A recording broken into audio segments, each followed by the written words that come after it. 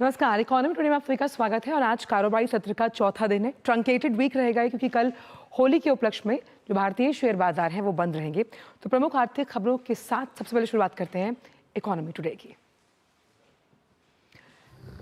महंगाई के मोर्चे पर अच्छी खबर। महंगाई 7 महीने के निचतम स्तर पर। विनिर्माण क्षेत्र के बेहतर प्रदर्शन से आईआईपी में आया उछाल। देश में जुलाई 2024 के बाद खुदरा महंगाई का सबसे निचला स्तर है। ट्रेन में खाने की कीमतों और मेन्यू प्रदर्शित करना हुआ जरूरी। लोकसभा में रेल मंत्री ने दी जानकारी।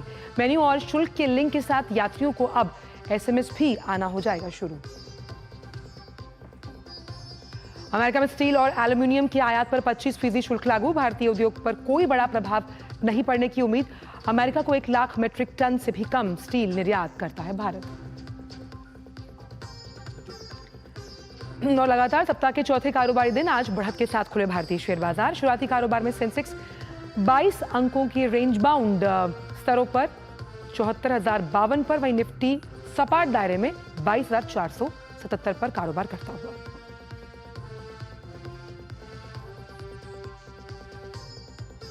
तो इन तमाम बड़ी खबरों पर रहेगी दिन भर हमारी नजर।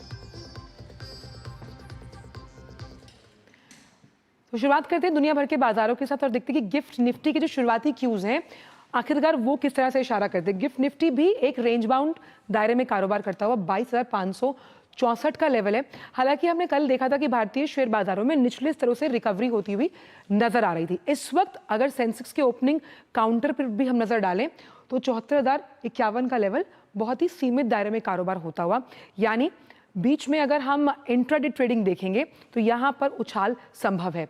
निफ्टी भी हमने देखा था 6 पॉइंट्स अप, यानी कि 22,476 का लेवल और 6 अंकों की रेंज बाउंड बढ़त नजर आ रही है। लेकिन तमाम वो स्टॉक्स जहां पर एक्शन देखने को मिल रहा है, यानी कि वो स्टॉक्स जो मजबूती के साथ बाजार में खड़े हैं, ONGC, BEL, IndusInd bank, Tata steel, power grid. अब स्टील काउंटर इस वक्त बढ़त के साथ चाली कि जो फैसला ट्रंप सरकार ने लिया है उसका कोई खासा असर जो स्टील सेक्टर्स पर नजर नहीं आ रहा।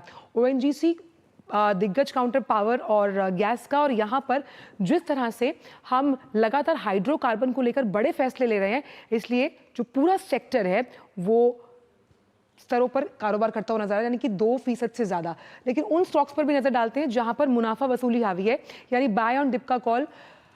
Shriram finance, M&M, Adani ports, Trent, BPCL, तमाम स्टॉक्स आधे से 1.5% की गिरावट के साथ यहां पर कारोबार करते हुए नजर आ रहे हैं। अब क्या निचले स्तरों से मार्केट बंद होने से पहले रिकवर करेगा, क्योंकि 3 दिन तक अब छुट्टी रहेगी, उस लिहाज से देखना होगा कि मार्केट किन स्तरों पर बंद होता है। रुक करते हैं कुछ अहम खबरों की तरफ जो कि जुड़ी हुई हैं आर्थिक जगत से। रेल मंत्री अश्विनी वैष्णव ने कहा कि ट्रेनों में यात्रियों को जो खाना परोसा जाता है, यानी कि जो खाद्य पदार्थ परोसे जाते हैं, उसका मेन्यू और रेट सूची, यानी आप को मेन्यू के साथ वो कितने रुपए में उपलब्ध होगा, अब वो प्रदर्शित करना जरूरी है। इसका जवाब रेल मंत्री अश्विनी वैष्णव ने लोकसभा में लिखित तौर पर दिया है, यानी लिखित जवाब दिया गया संसद में। यात्रियों के लिए आईआरसीटीसी की जो वेबसाइट है उस पर सभी खाद्य पदार्थों का जो मेन्यू है वो दरों के साथ उसकी उपलब्धता सुनिश्चित की गई। मेन्यू कार्ड वेटर्स के पास उपलब्ध हो, यात्रियों की मांग पर वो दिए जाते हैं, यानी कि अगर आप चाहते हैं मेन्यू कार्ड देखना तो वो वेटर्स के पास वो अवेलेबल होते हैं। और पैंट्री कार में भी रेट की सूची लगाई जाती है, यानी कि हो सकता है कि कई शिकायतें मिली हों रेल मंत्रालय को रेट्स के इनडिफरेंस को लेकर, और यात्रियों को मेन्यू और टैरिफ के साथ जो ये लिंकेज है वो भी कर दी गई है, और इसका एसएमएस भी आपके पास आ जाएगा। इसका बेसिक रीजन ये है कि भोजन तैयार करने के लिए बेहतर निगरानी और बेस किचन्स में सीसीटीवी कैमरे भी लगाए गए हैं। लोकप्रिय और ब्रांडेड जो रॉ मटेरियल है उसकी शॉर्टलिस्टिंग, उसका उपयोग कैसे किया जाएगा, इसकी भी तैयारी लगातार रेल मंत्रालय कर रहा है। तो ये कैसे खाने और पीने के जो पदार्थ हैं रेल में जो आपको खाना परोसा जाता है उसकी गुणवत्ता को और अहम बनाने के लिए ये जानकारी दी गई। वहीं केंद्र सरकार ने संसद को ये भी बताया कि सभी राज्यों और केंद्र शासित प्रदेशों में शुरू की गई जो 5G सर्विसेज हैं, अगर हम अभी प्रेजेंट में देखें तो ये 776 में से 777 यानी 73 जो जिले हैं उसमें उपलब्ध है, यानी कि जो उपलब्धता है वो 773 जिलों में है। 28 फरवरी तक देश भर में जो टेलीकॉम सर्विसेज प्रोवाइडर्स हैं वो 4.69 लाख 5G बेस्ड ट्रांससीवर जो स्टेशन हैं वो स्थापित कर चुकी है। और टेलीकॉम सर्विस प्रोवाइडर्स की अगर बात की जाए तो देश भर में 5G सर्विस का जो विस्तारीकरण किया गया उसमें स्पेक्ट्रम नीलामी के लिए नोटिस इनवाइटिंग एप्लीकेशंस पर जो निर्धारित न्यूनतम रोल आउट आपके दायित्व हैं उनसे आगे निकल गए। यानी अब इन दायित्वों से आगे मोबाइल सर्विसेज का विस्तार TSP के टेक्नो कमर्शियल विचार पर निर्भर करता है, उन्हें इसे आगे लेकर जाना होगा। वहीं केंद्र सरकार ने यह भी स्पष्ट किया कि BSNL MTNL का जो निजीकरण है वो नहीं होगा, क्योंकि प्राइवेटाइजेशन को लेकर लगातार BSNL और MTNL को लेकर बात कही जा रही थी। 2019 से भूमि, भवन, टावर और फाइबर के मोनेटाइजेशन से कुल 12,984 करोड़ से ज्यादा रुपए कमाए गए। सरकार की ओर से लिखित उत्तर में ये जानकारी दी गई। और आइए बात करते हैं आज के फोकस से जुड़े हुए।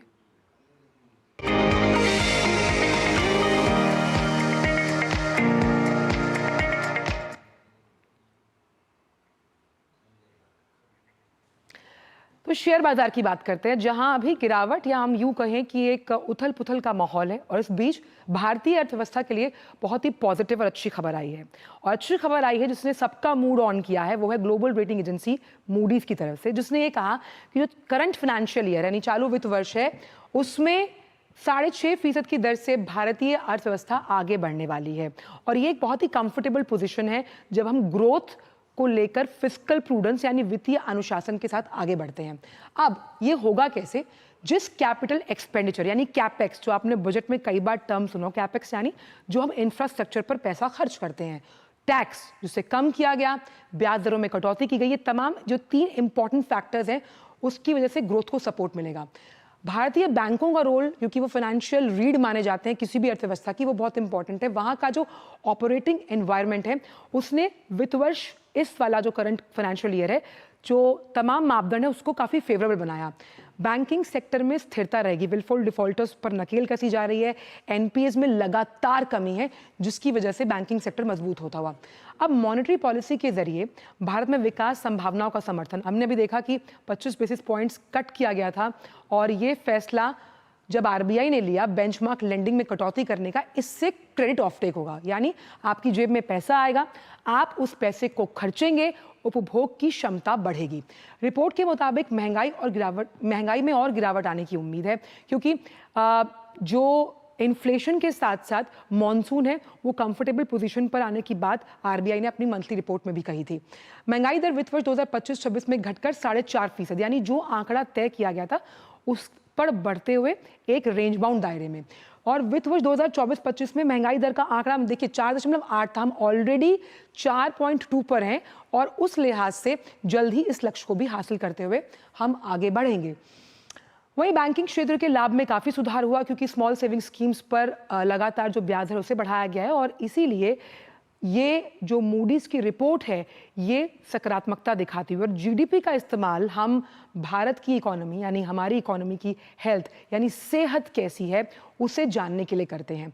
लेकिन हम ये भी समझना चाहेंगे एक और वॉल के जरिए कि आखिरकार ईयर ऑन ईयर बेसिस से ग्रोथ हुई कहाँ, यानी वो सेक्टर्स कौन से। भाई मैं आपसे लगातार कह रही हूँ कि हम 6.5 GDP ग्रोथ लाएंगे, तो ये होगा कैसे? सबसे पहला माइनिंग ग्रोथ, अगर हम इसको ईयर ऑन ईयर बेसिस पे देखें 1.4% से हम 4.7% पर आए। मैन्युफैक्चरिंग माइनिंग ग्रोथ वो जहां से आप आगे बढ़ने की कोशिश करते हैं मैन्युफैक्चरिंग में देखिए 3.5 टू 14%, कितना बड़ा उछाल यहां पर। यानी जब आप इंडिया को मैन्युफैक्चरिंग हब बनाने की तैयारी कर रहे हैं जिसमें make in India PLI schemes हैं, आप ग्रोथ का लेवल देखिए। इलेक्ट्रिसिटी ग्रोथ यानी इलेक्ट्रिफिकेशन जो रेल्स का हो रहा है, इलेक्ट्रिफिकेशन जो आपकी इंडस्ट्रीज के लिए जरूरी है, उसमें भी डबल डिजिट ग्रोथ आप यहां देख रहे हैं। कंस्ट्रक्शन यानी किसी भी देश के इंफ्रास्ट्रक्चर को मजबूत करने के लिए सबसे इंपॉर्टेंट दूरी वो 7% से 10% आता हुआ। ट्रेड, होटल और ग्रोथ यानी कि टूरिज्म सेक्टर जब पूरे GDP का 10% वो देता है, वहां पर आप 6.7 से 8% तक आते हैं। और फिनटेक यानी फाइनेंशियल सेक्टर, जब आप UPI की बात करते हैं, डिजिटल पेमेंट इंफ्रास्ट्रक्चर की बात करते हैं, और रियल एस्टेट, यहां पर भी ग्रोथ 5% से ज्यादा। कहने का तात्पर्य सिर्फ यही है कि इन तमाम सेक्टर्स को ड्राइविंग फोर्स माना जा रहा है जो फ्यूलिंग करते हैं भारतीय अर्थव्यवस्था को एक बूस्टर डोज देने के लिए। इस पर करेंगे चर्चा, हमारे साथ बेहद खास मेहमान जुड़ेंगे, लेकिन वक्त छोटे से ब्रेक का। आप देखते रहिए इकोनॉमी टुडे।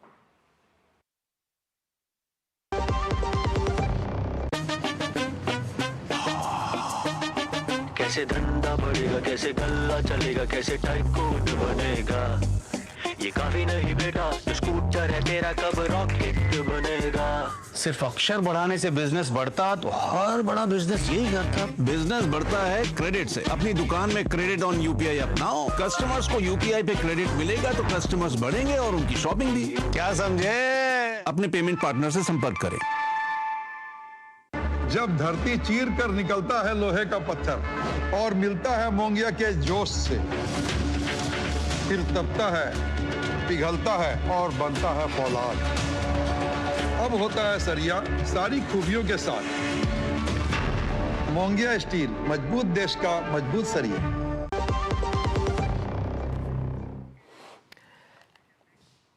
ब्रेक के बाद सभी का स्वागत। और आज मूडीज की इस रिपोर्ट पर चर्चा करने के लिए बेहद खास मेहमान हमारे साथ मौजूद हैं। डॉक्टर चरण सिंह, वरिष्ठ अर्थशास्त्री हैं। डॉक्टर चरण, बहुत बहुत स्वागत है आपका।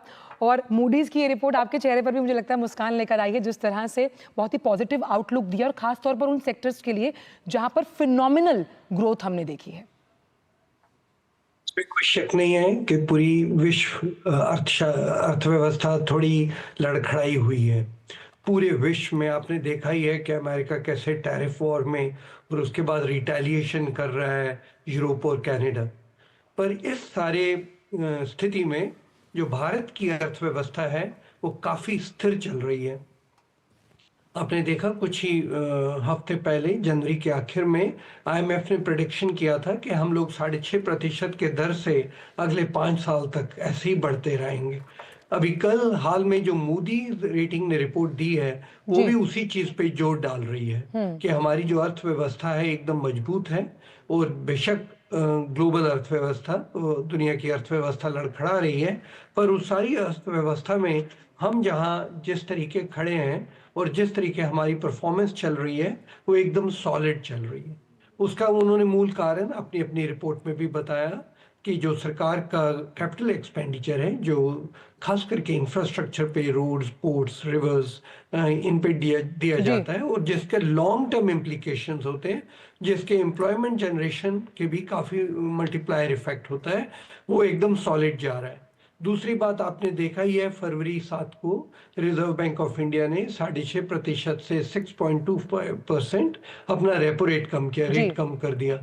और आप ये भी जानते ही हैं कि जो टैक्स रिलीफ 12 लाख की सरकार ने अपने यूनियन बजट में दी, उससे डिमांड सपोर्ट भी काफ़ी ज़्यादा क्रिएट हो रहा है।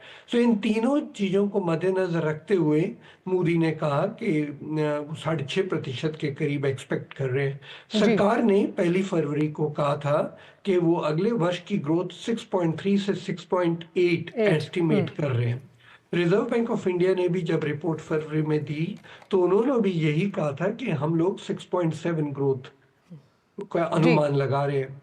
मूडीज ने जो अभी देखिए महीना बाद इतनी ज्यादा ग्लोबल अनसर्टेनिटी आ गई, उस ग्लोबल अनसर्टेनिटी के बावजूद भी वो 6.5 पर टिके हुए हैं। तो यही चीज आपको ये नहीं लगता कि इसमें फाइनेंशियल सेक्टर यानी कि बैंकिंग का बहुत इंपॉर्टेंट रोल रहा, जहां हम स्टेबिलिटी, क्रेडिबिलिटी और उसके जो ऑपरेशनल स्ट्रक्चर को इम्प्रूव किया गया, मॉडिफाई किया गया। इसीलिए हम देख रहे हैं कि जो तमाम यूरोपियन देश हैं वो भारत में आने के लिए तैयार है कि भैया हमें बिजनेस चाहिए, and India is the best explorable market for future. इसमें तो कोई दो राय ही नहीं है। देखिए जो ग्रोथ होती है वो फाइनेंस पे चलती है, जैसे हम लोग ऑक्सीजन पे चलते हैं उसी तरीके ग्रोथ को पैसा चाहिए, और वो पैसा वित्तीय संस्थाएं, बैंक हमारे देश में ही देते हैं। तो बैंकों की जो ग्रोथ रेट अगर आप देखें, जो क्रेडिट ग्रोथ रेट है या उनके नॉन परफॉर्मिंग एसेट्स हैं, वो सारे एकदम हम लोग न्यूनतम स्तर पर चल रहे हैं। ग्लोबल यार्डस्टिक्स के मुताबिक हम लोग अमॉन्ग्स्ट द बेस्ट चल रहे हैं। और उसके अलावा भी आप देखिए जो स्थिति देश में बनी हुई है, फाइनेंशियल स्टेबिलिटी की स्थिति जो बनी हुई है, क्रेडिट डिपॉजिट रेशो का गवर्नर ने अपने स्पीच में वर्णन किया था फरवरी में, वो भी एकदम 80% के करीब जा रही है। तो इसका मतलब ये है कि जहां पर हमारी कंट्री में फाइनेंशियल रिक्वायरमेंट्स की जरूरत है वो पूरी की जा रही है। आपने देखा ही है कि पिछले कुछ हफ्तों में लिक्विडिटी मैनेजमेंट भी एकदम एफिशिएंटली हो रही है। तो संस्थाओं को देश में कहीं भी लिक्विडिटी कॉन्स्ट्रेंट नहीं आ रहा है। जितना पैसा चाहिए उतना पैसा मिल रहा है। और जो रेट्स हैं वो अभी अनुमान लगाया जा रहा है कि अप्रैल की जो पॉलिसी आएगी उसमें और गिरेंगे। उसका एक कारण ये भी है कि कल जो इन्फ्लेशन के फिगर्स आए हैं वो बहुत अच्छे फिगर्स आए हैं। उसमें हमारी जो इन्फ्लेशन है वो एकदम कम चल रही है। 6 से तो हम कम चल ही रहे हैं। मतलब हम ये पर मान अभी के हम- चले डॉक्टर चरण की फिजिकल प्रूडेंस और ग्रोथ अगर दोनों साथ साथ लेकर हम चल रहे हैं तो एक और रेट कट हम अप्रैल की मॉनेटरी पॉलिसी में देख सकते हैं। बिल्कुल वही मैं कहने का प्रयत्न कर रहा हूं कि जहां पे इन्फ्लेशन एकदम कंट्रोल में आ रही है उधर इंटरेस्ट रेट की भी कटौती होनी अभी जिस तरीके लग रहा है कि हो जाएगी, तो अगर वो होगी तो वो फिर ग्रोथ को इम्पेटस देगी। तो इसलिए तो जो मूडी परचेजिंग का जो पावर आप मतलब हमारे पास पैसा आएगा, परचेजिंग पावर बढ़ेगा क्योंकि आप रेट कट दे रहे हैं, तो वो भी डिसइन्वेस्टमेंट के तरीके से कहीं ना कहीं इकोनॉमी में वापस कैपिटल डालने का एक अलग तरीका है। बिल्कुल कोई शक ही नहीं है। पर देखिए जैसी रेट कट होगा तो जी। किस तरीके इन्वेस्टमेंट बढ़ सकती है, जी। उसी तरीके हाउसिंग की डिमांड बढ़ सकती है, हाउसिंग सेक्टर की। आपने जब टैक्स की कटौती दी 12 लाख पर, तो जो एडिशनल बेनिफिट्स जी। होंगे कहीं ना कहीं जाएंगे, तो वो सिस्टम के अंदर आते जाएंगे। उससे ग्रोथ इम्पेटस और ग्रोथ इम्पल्स भी बढ़ेगा और जी। ग्रोथ मल्टीप्लायर भी बढ़ेगा। तो बिल्कुल। अगर जैसे कंस्ट्रक्शन एक्टिविटी बढ़ जाएगी, आप कुछ आंकड़े दिखा रहे थे जी। इससे पहले कि कंस्ट्रक्शन एक्टिविटी में काफी अच्छा हुआ है। और मैं देख रहा था कि जो आईआईपी का डेटा कल रिलीज हुआ जी। है उसमें कैपिटल इंडस्ट्री की जो ग्रोथ है वो 7.8% जी। Compare to 3.2%। जी। तो जो वो आंकड़े दिखा रहे हैं कि जिस तरीके की एक्सपेक्टेशन आ रही है वो एक्सपेक्टेशन काफी फ्यूचरिस्टिक और काफी एम्प्लॉयमेंट ओरिएंटेड और काफी ग्रोथ ओरिएंटेड है। और ये तो सब मुझे लग रहा है कि मोदी के जो एस्टिमेट्स हैं काफी रोबस्ट एस्टिमेट्स हैं। बिल्कुल, ये संकल्प से सिद्धि का जो एक परिदृश्य लेकर सरकार चल रही है, मूडीज की रिपोर्ट भी अपने आंकड़ों में उसी बात को उठाती हुई। बहुत बहुत शुक्रिया डॉक्टर चरण, आप इस शो पर आए और आपने अपने विचार इस मंच से साझा किए। बहुत बहुत शुक्रिया इस शो पर जुड़ने के लिए। तो मूडीज की रिपोर्ट साफ तौर पर एक ग्रीन सिग्नल है, खास तौर पर जो तमाम वैश्विक अर्थव्यवस्थाएं कहीं ना कहीं डावाडोल स्थिति में, वहीं भारत कहीं ना कहीं ब्राइट स्पॉट की तरफ। और इकोनॉमी टुडे में आज के लिए बस इतना ही, लेकिन कल होली है और कल छुट्टी रहेगी। आपसे मुलाकात होगी सोमवार को एक नए फोकस के साथ। तब तक मुझे मेरी पूरी टीम को दीजिए इजाजत। नमस्कार।